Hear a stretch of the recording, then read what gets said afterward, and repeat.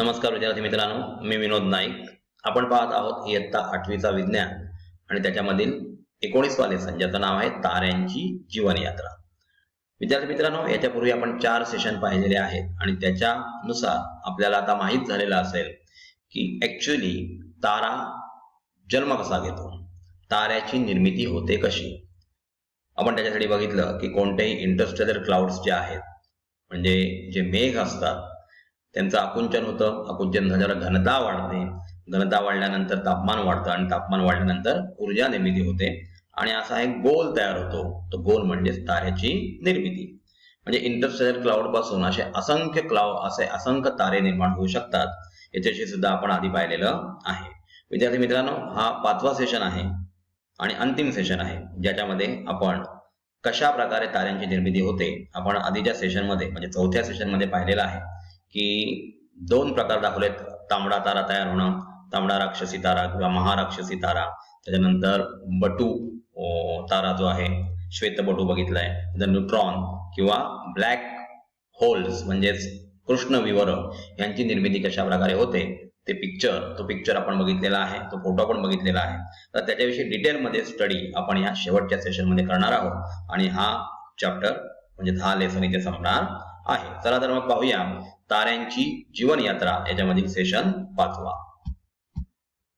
इथे पहा, सूर्याच्या वस्तुमानाच्या 8 पटीहून कमी मूळ वस्तुमान असलेल्या ताऱ्यांची अंतिम अवस्था कशी असते. सूर्याचं वस्तुमान जे आहे त्याच्यापेक्षा 8 पटीहून कमी म्हणजे एम स्टार, मास त्या स्टारचं लेस दॅन 8 एम ऑफ सन, म्हणजे सूर्याचं वस्तुमानाच्या 8 पटीपेक्षा कमी असलेले जे तारे आहेत त्यांची निर्मिती, त्यांची अंतिम अवस्था कशी असते बघा. या ताऱ्यांच्या उत्क्रांती दरम्यान त्यांचे मोठ्या प्रमाणात प्रसरण होते व त्यांचा आकार 100 ते 200 पटीने वाढतो. लक्षात घ्या, असे जे तारे असतात जे सूर्याच्या वस्तुमानाच्या 8 पटीहून कमी मूळ वस्तुमानाचे असलेले तारे आहेत, त्यांचं प्रसरण मोठ्या प्रमाणात होतं आणि त्यांचा आकार 100 ते 200 पटीने वाढतो. या अवस्थेत त्यांना तांबडा राक्षसी तारा म्हणतात. तो जर आपण मागच्या सेशन मध्ये पिक्चर आपल्या लक्षात असेल किंवा आपल्या समोर जे आता पुस्तक असेल तर पुस्तकातून ती डायग्राम बघा, त्याच्यामध्ये तांबडा राक्षसी तारा तयार झालेला आहे. हे नाव त्यांच्या मोठ्या आकारामुळे व त्यांचे तापमान कमी झाल्याने ते लालसर दिसत असल्याने दिले गेलेले आहे. त्यांचं तापमान कमी झाले, मोठ्या प्रमाणावर प्रसरण झाल्यामुळे, आणि त्यांचा जो कलर आहे तो लालसर दिसतोय आणि म्हणून याला नाव पडलेलं आहे तांबडा राक्षसी तारा. इतर प्रकारच्या ताऱ्यांच्या सापेक्ष तांबड्या राक्षसी ताऱ्याचा आकार आकृतीमध्ये दाखवल्याप्रमाणे आहे. आपण जी आकृती पहिलीच बघितली बघा, पहिल्या सेशन मध्ये मला वाटतं पाहिली होती.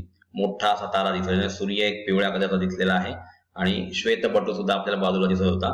तर त्याच्यामध्ये जसा तो तारा थोडासा भाग आपल्याला त्याच्यामध्ये दिसत आहे. उत्क्रांतीच्या शेवटी या ताऱ्यांचा विस्फोट होतो, म्हणजे त्याच्यामध्ये ब्लास्ट होतो आणि ताऱ्यांचे बाहेरील वायूचे आवरण दूर होते. आता हे आवरण फेकले गेल्यामुळे आतील भाग आकुंचित होतो, कारण तापमान कमी झालं, गुरुत्वीय बलामुळे ते आतमध्ये खेचले जाणार, केंद्रकाकडे खेचले जाणार. या आतील भागाचा आकार साधारणपणे पृथ्वीच्या आकारा इतका होतो. आता लक्षात घ्या, तारा एवढा प्रचंड मोठा होतो की आतला जो भाग आहे त्याचाच आकार आपली जी पृथ्वी आहे, आपलं जे प्लॅनेट आहे अर्थ, त्याच्या आकारा इतका होतो. ताऱ्यांचे वस्तुमान पृथ्वीपेक्षा खूप अधिक असल्याने व आकार पृथ्वी इतका झाल्याने ताऱ्यांची घनता खूप वाढते. म्हणजे वस्तुमान जास्त आहे आणि आकार मात्र किती झालेला आहे, पृथ्वी इतका झालेला आहे. म्हणजे याचा अर्थ घनता वाढणार. अशा स्थितीत त्यांतील जे इलेक्ट्रॉन्स मुळे निर्माण झालेला दाब जो आहे तो तापमानावर अवलंबून असत नाही व तो त्या ताऱ्यांच्या गुरुत्वीय बलास अनंत काळापर्यंत संतुलित करण्यास पुरेसा असतो. म्हणजे जे इलेक्ट्रॉन मुळे निर्माण झालेला जो दाब आहे तो ताऱ्याला संतुलित करण्याला काय करतो, मदत करतो. या अवस्थेत तारे श्वेत दिसतात, थोडेसे व्हाईटिश कलरचे दिसतात व त्यांच्या लहान आकारामुळे ते श्वेतपटू व्हाईट डॉर्फ्स म्हणून ओळखले जातात. ती आकृती विद्यार्थी मित्रांनो लक्षात घ्या, त्याच्यामध्ये तुम्हाला श्वेतपटू किंवा व्हाईट डॉर्फ्स दाखवला गेलेला आहे. त्यानंतर त्यांचे तापमान कमी होत जाते, परंतु आकार व वस्तुमान अनंत काळापर्यंत स्थिर राहतात आणि म्हणून ही बटू अवस्था या ताऱ्यांची अंतिम अवस्था असते. पहिली जी डायग्राम दाखवलेली आहे, 2 मार्ग त्याच्यात दाखवलेले आहेत. पहिल्या मार्गाद्वारे आपण श्वेतपटू तयार झालेला आहे आणि ही अंतिम अवस्था त्या ताऱ्याची झालेली आहे. त्याचं वस्तुमान 8 पटीपेक्षा सूर्याच्या वस्तुमानापेक्षा कमी असतं. इथे बघा, जेव्हा सूर्य तांबडा राक्षसी ताऱ्याच्या अवस्थेत जाईल तेव्हा त्याचा व्यास इतका वाढेल, म्हणजे 100 ते 200 पटीने वाढतो तारा. म्हणजे ह्याचा व्यास इतका वाढेल की तो बुध व शुक्र ग्रहांना गिळंकृत करेल. एवढा मोठा त्याचा व्यास होईल. पृथ्वी ही त्यांच्यात सामावून जाण्याची शक्यता असते. बुध आणि शुक्र त्याच्या जवळ असलेले ग्रह आहे. पहिला बुध असतो, मार्स, आणि त्याच्यानंतर आपण बघितलेला व्हीनस, आणि त्याच्यानंतर अर्थ आहे. म्हणजे एवढा व्यास वाढला की पहिल्या ह्या दोन ग्रहांना तो गिळंकृत करेल, पहिल्या 2 ग्रहांना, आणि त्याच्यानंतर पृथ्वी ही त्याच्यात सामावून जाण्याची शक्यता निर्माण होईल. सूर्याला या स्थितीत येण्यास अजून सुमारे 4 ते 5 अब्ज वर्ष लागतील. म्हणजे सूर्य जन्माला येऊन 4.5 अब्ज वर्ष झाली आणि अजून एवढा मोठा व्यास होण्यासाठी 4 ते 5 अब्ज वर्ष लागणार आहेत. त्याच्यामुळे आपण टेन्शन घेण्याची गरज नाही. आपल्या कित्येक पिढ्यांनंतर अशा प्रकारची अवस्था या पृथ्वीवर येणार आहे. आपलं आता काम आहे आपण आपलं करिअर घडवणं. चांगला अभ्यास करून AS विद्यालयाच्या ऍप मार्फत आपण वेगळे विषय स्टडी करा आणि त्याच्यानुसार आपला अभ्यास चालू ठेवा, जेणेकरून आपल्याला चांगले मार्क्स मिळतील. आपल्याला हवं त्या शाखेमध्ये आपल्याला प्रवेश मिळू शकतो, जसं की सायन्स, कॉमर्स, आर्ट्स. त्याच्यामध्ये सायन्स मधून सर्वात जास्त आपल्याला माहित आहे क्षेत्र अवेलेबल आहेत आणि त्याच्यामुळे तुम्हाला चांगले मार्क्स मिळाले तरी आपल्याला योग्य कॉलेज मिळू शकतं. त्याच्यामुळे आपण फक्त हे स्टडी करण्यासाठी याचा यूज करायचा आहे. सूर्य एवढा मोठा होणार आहे, परंतु त्याच्यासाठी 4 ते 5 अब्ज वर्ष जावी लागतील. हे वाक्य सुद्धा आपण लक्षात ठेवायचं आहे. इथे पहा दुसरा प्रकार आहे सूर्याच्या वस्तुमानाच्या 8 ते 25 पट वस्तुमान असलेल्या ताऱ्याची अंतिम अवस्था. म्हणजे सूर्याचं वस्तुमान जे आहे त्याच्यापेक्षा 8 ते 25 पट, म्हणून M स्टार, 8M सन आणि 25M सन, म्हणजे ह्यांच्यामध्ये असलेली अवस्था ही आहे 8 पट आणि 25 पट असलेली तारेची अवस्था. त्याची अंतिम अवस्था कशी येते बघा. हे तारे देखील वरील प्रमाणे तांबडा राक्षसी तारा व नंतर महाराक्षसी तारा या अवस्थांमधून जात असतात. आता महाराक्षसी तारा आपण त्या इमेज मध्ये बघितलेला आहे. महाराक्षसी अवस्थेत त्यांचा आकार 1000 पटीपर्यंत वाढू शकतो. विद्यार्थी मित्रांनो लक्षात घ्या, आकार किती वाढतोय जर तो महाराक्षसी तारा बनायचा असेल तर. त्यात शेवटी होणारा महाविस्फोट म्हणजे त्याला सुपरनोवा एक्सप्लोजन असं म्हटलं जातं, खूप शक्तिशाली असतो व त्यातून प्रचंड प्रमाणात बाहेर पडणाऱ्या ऊर्जेमुळे ते तारे दिवसा देखील दिसू शकतात. म्हणजे एवढा मोठा विस्फोट याच्यामध्ये होत असतो आणि जे तारे निर्माण होतात त्यातून पडणारी ऊर्जा जी आहे ती दिवसा सूर्यप्रकाशामध्ये सुद्धा आपल्याला दिसू शकते. महाविस्फोटातून उरलेला केंद्रातील भाग आकुंचित होऊन त्याचा आकार 10 किलोमीटरच्या जवळपास येतो, म्हणजे खूप लहान होतो. या अवस्थेत ते संपूर्णपणे न्यूट्रॉनचे बनलेले असतात. आपण जी डायग्राम बघितली त्याच्यामध्ये दुसरा भाग फ्लो दाखवलेला आहे तो. आता यामुळे त्यांना न्यूट्रॉन तारे असे म्हटले जाते. ताऱ्यांतील न्यूट्रॉनमुळे निर्माण झालेला दाब तापमानावर अवलंबून नसतो. परत ही गोष्ट लक्षात घ्या, जेव्हा इंधन पूर्णपणे जळून जातं, ऊर्जा पूर्णपणे थांबते, तापमान कमी होतं, त्यावेळेस तारा आकुंचित होतो आणि वेगळ्या प्रकारचे दाब निर्माण होतात. तेव्हा मात्र तिथे निर्माण होणारी कोणतीही गोष्ट तापमानावर अवलंबून नसते. त्याप्रमाणे इथे सुद्धा ती तापमानावर अवलंबून नसते व तो अनंत काळापर्यंत गुरुत्वीय बलास संतुलित करण्यास सक्षम असतो. न्यूट्रॉन तारे ही या ताऱ्यांची अंतिम अवस्था आहे. ती डायग्राम बघितली तर आपल्याला ते व्यवस्थित कळेल. आता आकृतीमध्ये बघा, सन 1054 मध्ये 1054 मध्ये डोळ्यांनी दिसलेल्या महाविस्फोटाच्या स्थानाचे हल्ली घेतलेले छायाचित्र आपल्याला दिसत आहे. चीन मधून अशा प्रकारचा हा विस्फोट दिसला होता आणि तो तारा दिसला होता. अगदी 2 दिवस तो तारा दिसत होता. इथे पहा काही माहिती दिलेली आहे बघा. श्वेतपटूंचा आकार जे पहिल्या ह्याच्यामध्ये 8 पट पेक्षा कमी वस्तुमान असलेले सूर्यापेक्षा तिथे श्वेतपटू तयार होतात. श्वेतपटूंचा आकार पृथ्वी इतका लहान असल्याने त्याची घनता खूप जास्त असते. ते आपण वाचलेलं आहे, स्टडी केलेलं आहे. त्यातील 1 चमचा पदार्थाचे वजन, 1 चमचा जरी पदार्थ काढला त्यातून तर त्याचं वजन काही टन असते.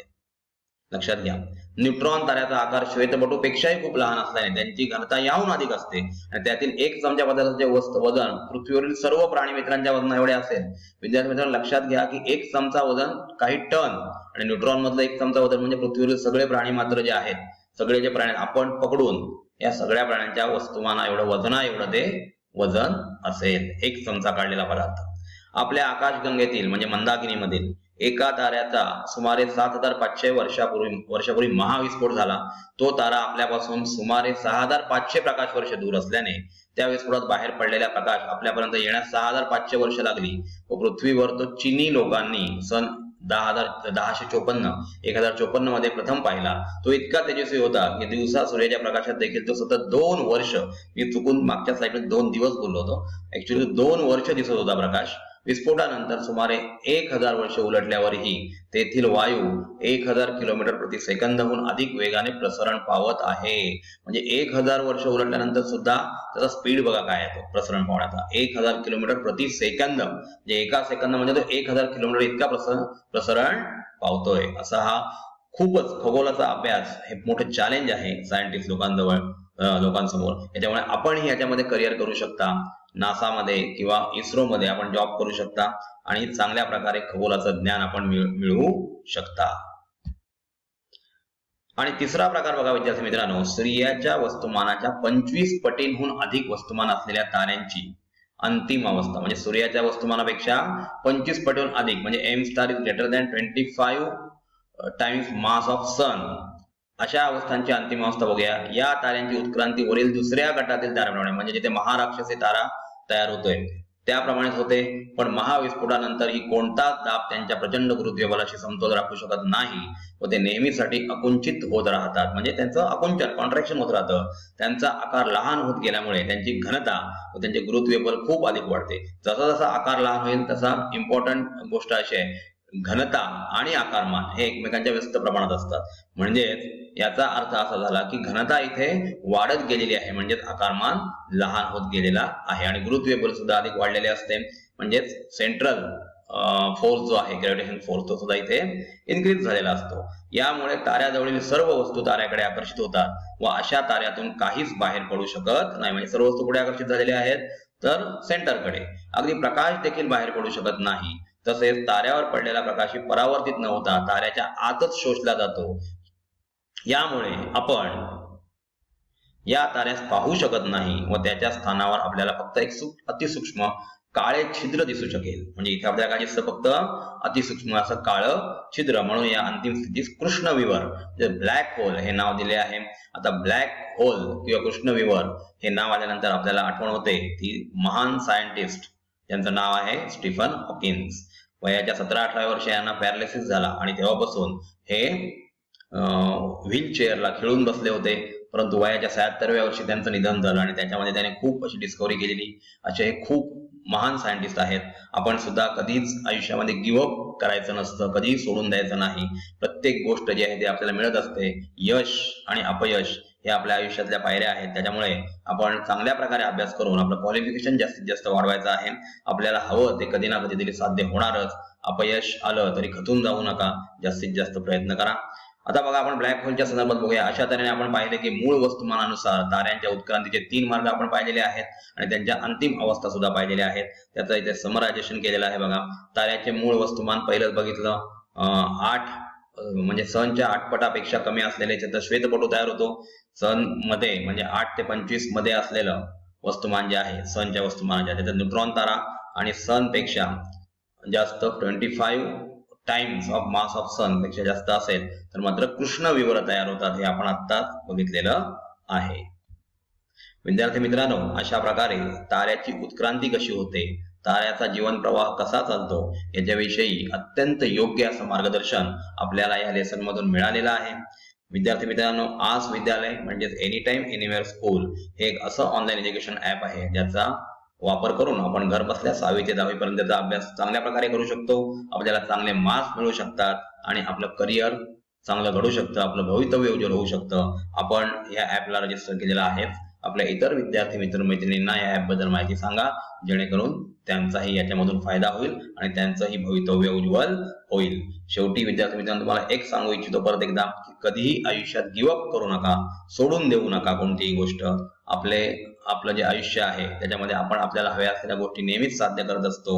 फक्त आपल्याकडे कन्सिस्टन्सी असणं खूप गरजेचं आहे. धन्यवाद.